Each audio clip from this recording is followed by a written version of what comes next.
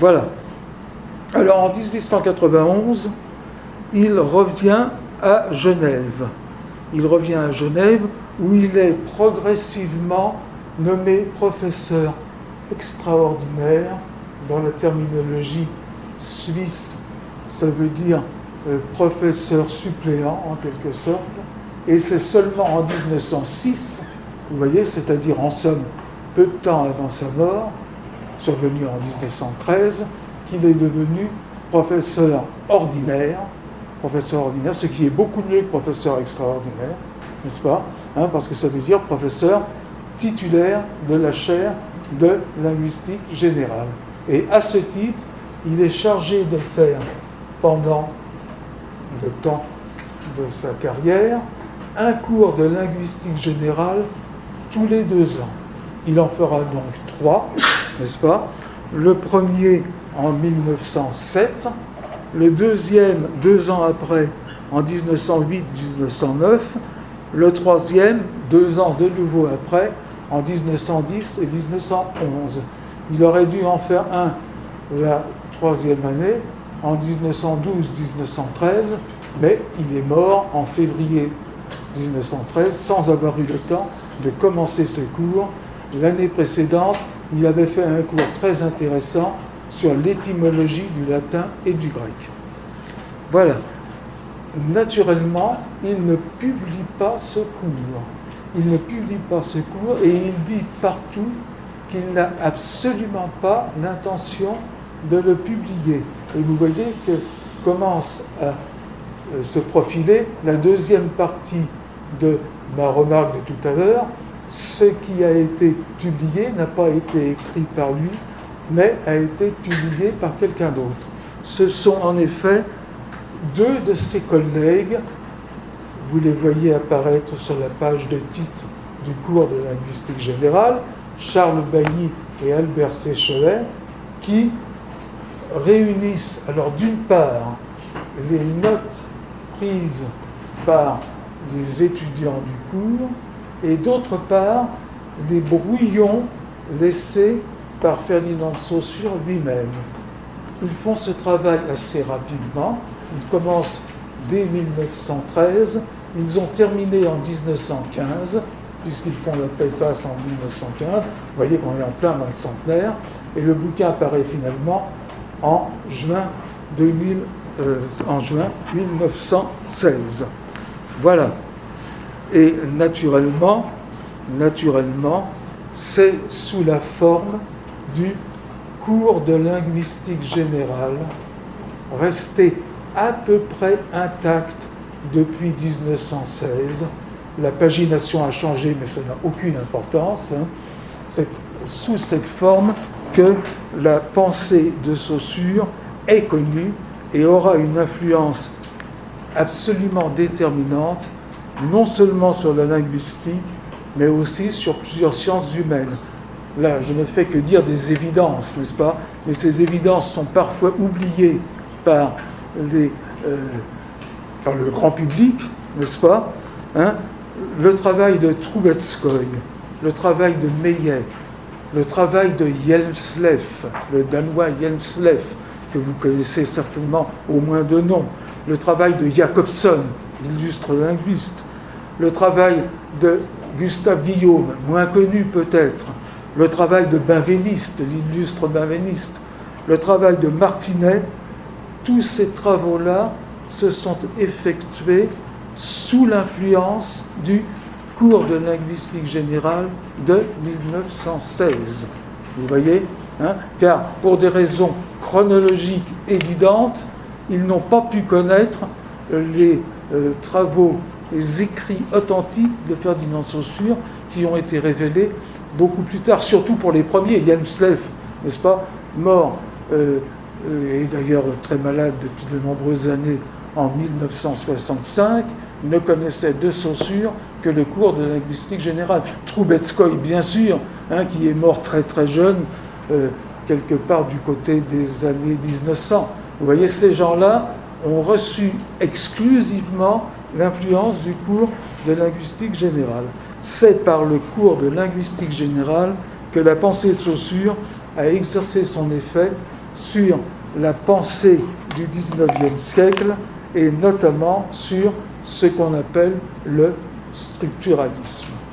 Alors, évidemment, il faut ajouter que les éditeurs du cours de linguistique générale n'ont pas toujours été littéralement fidèles à ce que Saussure a dit. Alors, il y a un exemple qu'on prend toujours et que je vais vous redonner, n'est-ce pas, même si vous le connaissez par cœur. Vous savez peut-être que le cours de linguistique générale se termine par la phrase suivante: la linguistique a pour unique et véritable objet la langue envisagée en elle-même et pour elle-même. Il est très peu vraisemblable que Saussure ait prononcé cette phrase sous cette forme exacte.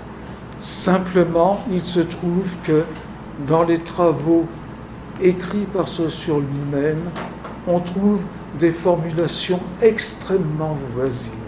Alors, vous le voyez, n'est-ce pas, hein, il s'agissait de publier aussi rapidement que possible, compte tenu de l'importance du cours, un livre. Les auteurs, Bailly, Séchelet et un troisième qui s'appelle Albert Riedlinger, qui lui avait écouté les cours de Saussure, ont fait aussi bien que possible. Il y a naturellement certaines discordances. Voilà. Alors, pendant cette période de sa vie, n'est-ce pas, pendant la période genevoise de sa vie, à partir de donc 1891, époque où il revient à Genève, et 1913, date de sa mort, Saussure naturellement fait des cours de linguistique. Pas seulement de linguistique générale, n'est-ce pas? Également sur la linguistique historique du latin et du grec, même sur la versification française. Vous voyez, il s'intéresse à un très grand nombre de problèmes linguistiques. Et il écrit des tas de choses là-dessus, qu'il conserve précieusement inédites. Voilà. Et il ne travaille pas seulement là-dessus. Il travaille aussi sur deux types de travaux. Je vais vous parler d'un seul. Pour deux raisons. Le temps passe, hein, comme il lui arrive de faire, ce qui est très fâcheux. Bon, le temps passe. Et d'un autre côté, le second travail de Saussure est, disons, moins directement intéressant, je crois, pour des linguistes et des sémioticiens. Ce qui intéresse, je crois, les linguistes et les sémioticiens que vous êtes, c'est le travail sur le Nibelungenlied. Nibelungenlied, c'est le nom allemand, le chant des Nibelungen, n'est-ce pas?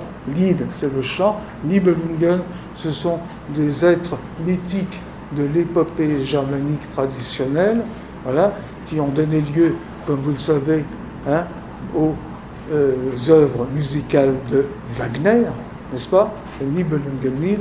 Il s'intéresse donc au Nibelungenlied. Il s'y intéresse de deux points de vue. Premièrement, du point de vue historique, c'est-à-dire qu'il cherche à voir si les événements rapportés dans cette épopée germanique ancienne correspondent à des événements historiques réels. Mais surtout, et ça on ne le dit pas assez, il s'y intéresse d'un point de vue sémiologique.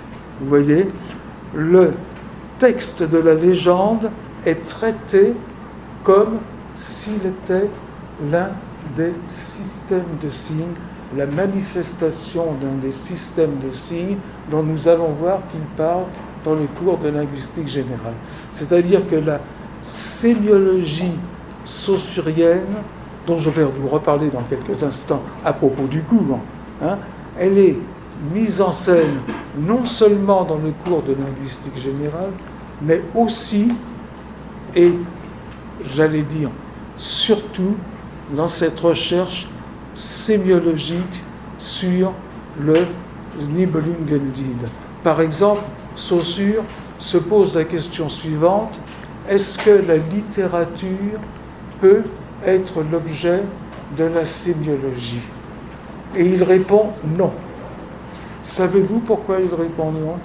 Eh bien, parce que la littérature est figée définitivement par le nom de son auteur. Il prend comme exemple le Don Quichotte de Cervantes. Et il dit, le Don Quichotte de Cervantes, il n'y a rien à faire, il est tel quel, bloqué, définitivement, arrêté par son statut d'œuvre littéraire, attaché, fixé par le nom de son auteur, Miguel Cervantes. Impossible, par conséquent, de faire d'un texte de ce genre l'objet de la sémiologie. Pourquoi ? Parce que la sémiologie s'observe prend en compte des systèmes de signes, et les systèmes de signes, comme la langue, sont tous sujets à l'évolution diachronique. Il se trouve que le Nibelungenlied, lui, a été sujet à l'évolution historique. Vous voyez, on a plusieurs états successifs du Nibelungenlied, et il ne prend le dernier état, celui qui a été écrit, comme exemple du dernier état pris par cette évolution diachronique. Est-ce que je me fais bien comprendre ? Voilà. Bon, alors, voilà. Vous voyez, ça c'est extrêmement important. J'ajoute, c'est assez souvent passé sous silence. Je ne sais pas quels sont ceux d'entre vous, je n'interroge personne, rassurez-vous, je ne vais pas faire d'interrogation écrite. Je ne suis pas sûr que vous ayez entendu parler de cette recherche sur le Nibelungenlied, qui est malheureusement difficile d'accès parce qu'elle a été éditée de façon, disons, à la fois médiocre et presque clandestine. Mais enfin, c'est quelque chose qui est extrêmement intéressant. Le deuxième aspect sur lequel je serai silencieux, c'est la recherche sur les anagrammes. Alors là, je passe parce qu'il faudrait une séance de 2 heures pour expliquer comment fonctionne la méthode saussurienne et que, alors deuxième raison, entre la recherche sémiologique sur le Nibelungenlied et la recherche sémiologique mise en place dans les cours de linguistique générale, la parenté est totale, absolue. Vous voyez, c'est la même méthode qui est mise en œuvre dans les 2 textes, de façon rapide dans le cours de linguistique générale, de façon approfondie dans la recherche sur le Nibelungenlied. Tandis qu'avec la recherche sur les anagrammes, on tombe dans un domaine qui échappe, apparemment. J'ai dit apparemment parce qu'il y a des gens qui disent le contraire. Bon, mais enfin qui échappe apparemment à la méthodologie linguistique et sémiologique. Bon, eh bien voilà, j'aborde la seconde moitié de mon exposé. Ça risque, rassurez-vous, je sais m'arrêter. Voilà, si vous voulez, la pensée linguistique de Saussure est à ce point systématique qu'on ne sait jamais par où commencer. C'est une question que Saussure se pose à différentes reprises. Il se la pose en latin. Unde exoriar. Unde exoriar, par où commencer ? Par où commencer ? Et il répond par n'importe où. Par n'importe où, parce que quelques points qu'on parte, on arrive à les retrouver tous, la langue étant un système qui, en quelque sorte, vaut par ses relations internes. Vous voyez ? Alors, voilà, on peut prendre comme point de départ, pourquoi pas, la définition de la langue donnée dans l'introduction du CLG. Bon, écoutez bien, la langue est un système de signes exprimant des idées et par là comparable à l'écriture, à l'alphabet des sourds-muets, aux rites symboliques, aux formes de politesse, aux signaux militaires, etc., etc. Remarquez bien, c'est presque le plus important, le etc. redoublé, parce que ça montre que les systèmes de signes sont multiples et intègrent, par exemple, les discours, n'est-ce pas ? Les discours. Il y a une sémiologie particulière des discours, pas seulement des systèmes de signes. Vous voyez, ou plus exactement, les discours constituent la manifestation d'un système de signes et doivent donc, par conséquent, faire aussi l'objet de la sémiologie. Alors, la langue est l'un des systèmes de signes, sans doute le plus important. C'est Saussure qui dit sans doute, hein, c'est pas moi, mais pas le seul. Cette première constatation permet la mise en place de la sémiologie, science très générale au sein de laquelle la linguistique trouve sa place. Voilà.